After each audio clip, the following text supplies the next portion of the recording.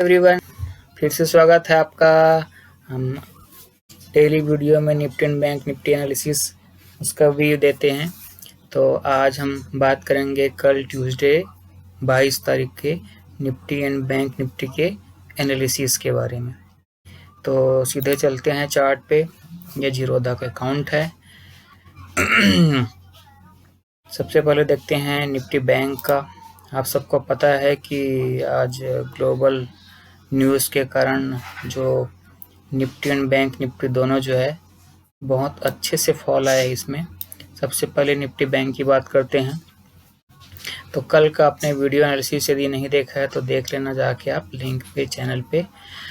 कल मैंने कहा था कि आज का ओपनिंग मायने रखता है। यदि ओपनिंग जो है फ्लैट या ऊपर ओपन होती है तो हम अप ट्रेंड या बाइंग के लिए देखेंगे, और रेजिस्टेंस जो है 30,950 के आसपास रहेगा। उसको पार किएगा तो 31,200 के आसपास जाने की संभावना रहेगी।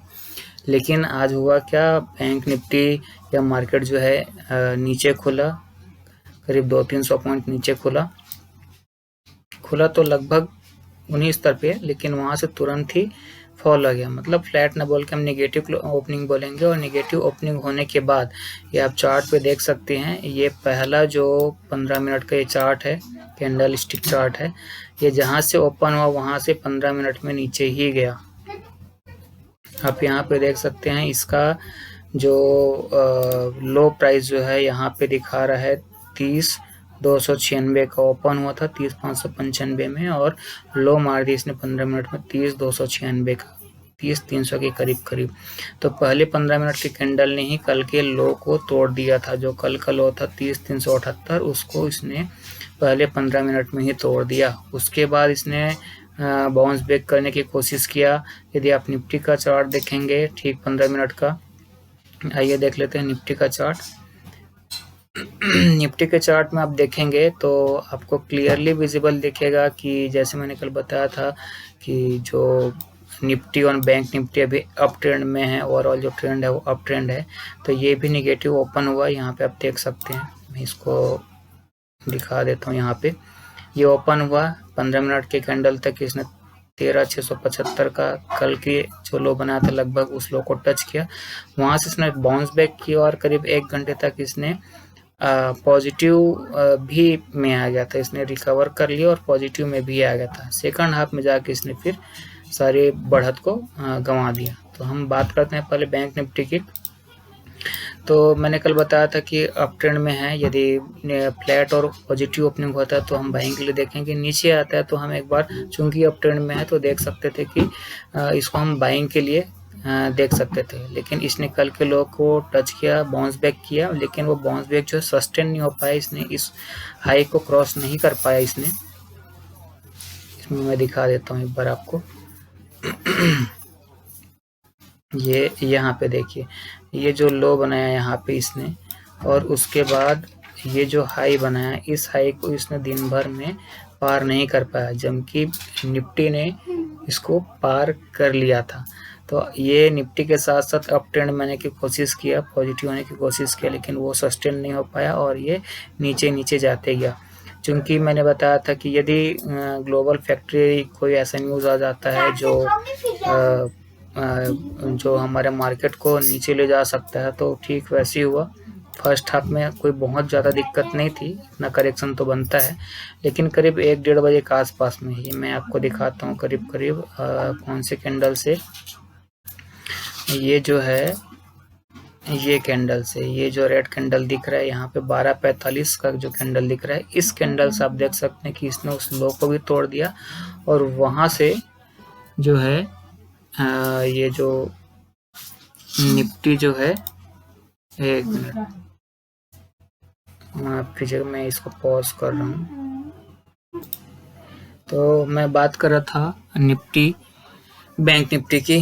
तो ये सेकंड हाफ मैंने करीब 1 बजे का आसपास में ये जो फॉल होना शुरू हुआ, वो फिर ग्लोबल जो फैक्टर्स थे, खास करके 1 बजे के बाद आप तभी देखेंगे क्योंकि 1 बजे के आसपास यूरोप का बाजार ओपन होता है, और उसने जो निगेटिव ओपनिंग दी और जिस तरीके से वहाँ का जो मार्केट निगेटिव हुआ, और जो खबरें आई लॉकडाउन की, वहाँ सख्ती से बढ़ाई गई है और हमारे इंडिया भी उस पर कुछ कार्रवाई करने वाला है।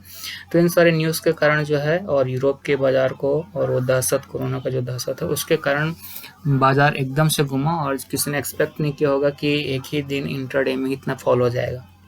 जैसे मैंने कल की वीडियो में बताया था, यदि ये किसी कारणवश नीचे आता है तो मैंने बताया था कि 30,500 और 30 तो एक सपोर्ट लेवल रहेगा, और यदि उसके बाद 30,500 के नीचे क्लोजिंग देता है तो 29,500 और 29,000 तक के लेवल हमको देखने को मिल सकते हैं।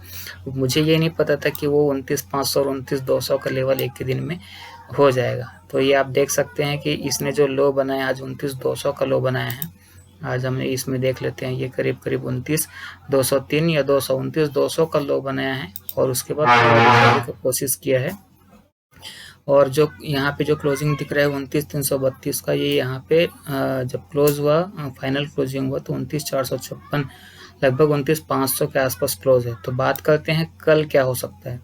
तो कल क्लियर है कि इतना बड़ा जो नेगेटिव आया है तो क्या एक बाउंस बैक तो होगा नहीं। तो कल देखते हैं ओपनिंग कहाँ पे होती है। अब आज का जो है सिनेरियो बदल गया है। यदि ओपनिंग 29,450 या 500 के आसपास होता है तो वहाँ से शॉर्ट फॉल फिर से हमको देखने को मिलेगा।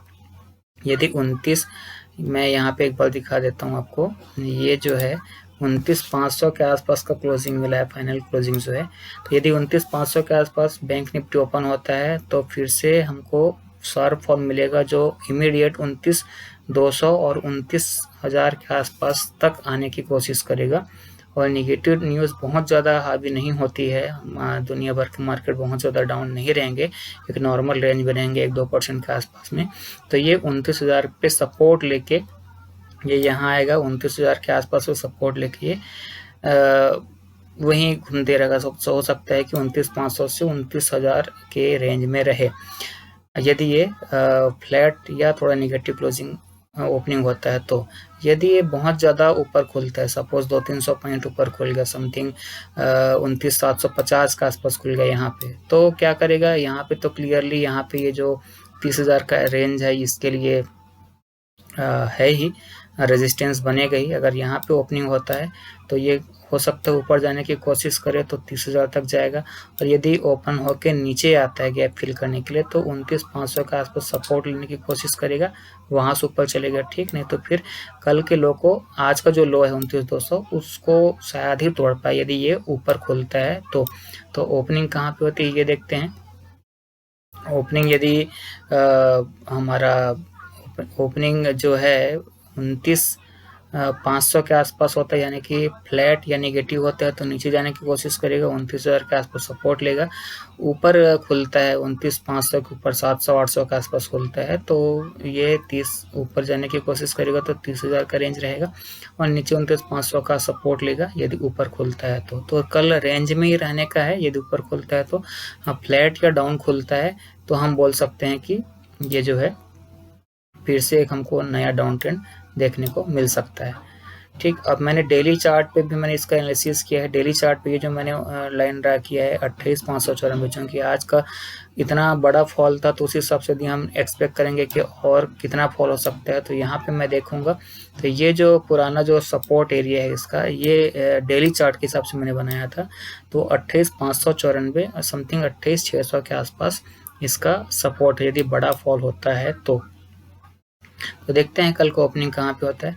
अगर हम निफ्टी 50 की बात कर लेते हैं, थोड़ा सा तो निफ्टी बैंक की बात हो गई, निफ्टी 50 की बात कर लेते हैं।